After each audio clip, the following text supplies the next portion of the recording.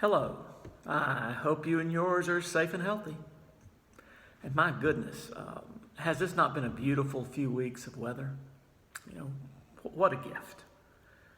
And it makes me think, are we thankful for our blessings? Do we recognize a moment of grace when it happens to us? I mentioned in the sermon a couple of weeks ago that the man who was forgiven an impossibly large debt and then refused to forgive his debtor a much smaller one had been given a life-changing gift and didn't even seem to notice. So, do we recognize a moment of grace?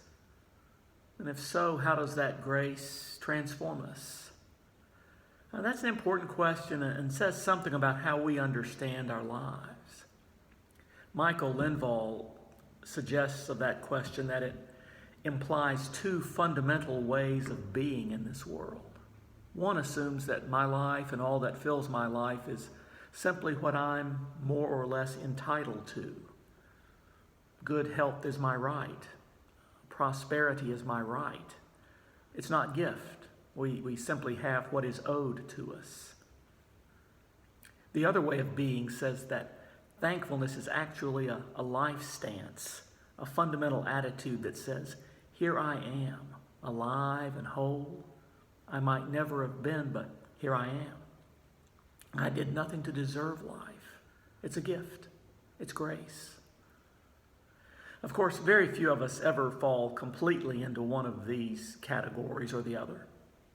Sometimes we're overwhelmed by the giftedness of life, and at other times we find ourselves consumed by concerns about fairness and senses of entitlement. Sometimes we recognize the grace for what it is. At other times, we don't. Henry Ward Beecher, the 19th century American preacher, used a wonderful image to describe what it means to live the life of gratitude. Suppose someone gave you a dish of sand mixed with iron filings. You look for the filings with your eyes. You comb for them with your fingers, but you can't find them. Then you take a tiny magnet and draw it through the dish. Suddenly the magnet is covered with iron filings.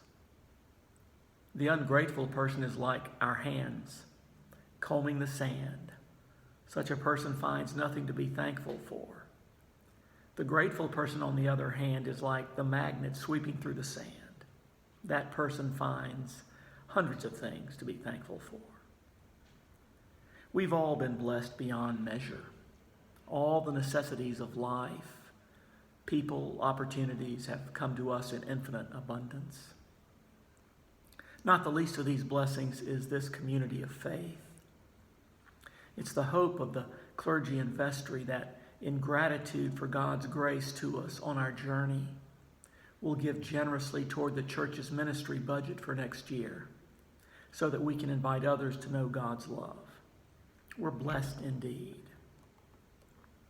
And we have to practice gratitude. It doesn't come naturally or easily. We have to choose gratitude. And as we practice gratitude, I hope we can come to see life as does the old enslaved woman in one of my favorite stories.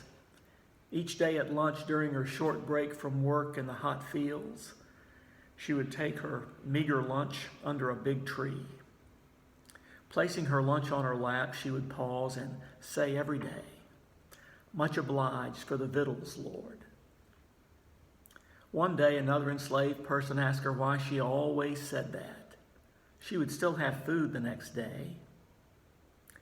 "I know," she replied, "but it makes them taste so much better."